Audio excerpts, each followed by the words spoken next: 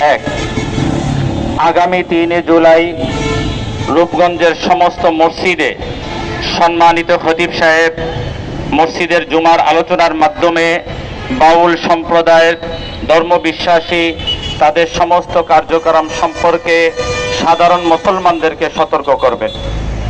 2, আগামী 3 জুলাই জুমার সময় সকল মসজিদ থেকে সচেতনামূলক লিফলেট বিতরণ। 3, গোলাকাইন্দাল হাটে প্রতিবাদমূলক ইসলামী মহাসম্মেলন আয়োজন করা হবে, তারিখ পরবর্তীতে জানানো হবে ইনশাআল্লাহ।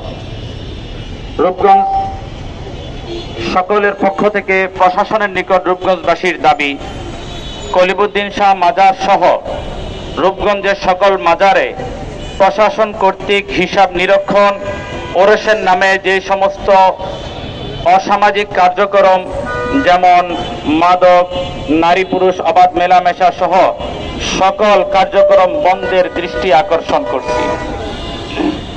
সর্বশেষ, রূপগঞ্জের সর্বস্তরের উলামায়ে কেরাম এবং সাধারণ তাওহীদি জনতার পক্ষ থেকে আগামী 48 ঘন্টার মধ্যে দুষ্কৃতীদের সকল অপপ্রচার বন্ধ করে নিঃশর্তে ক্ষমা প্রকাশ না করলে, নিঃশর্তে ক্ষমা না চাইলে পরবর্তীতে কঠোর কর্মসূচি গ্রহণ করা হবে ইনশাআল্লাহ।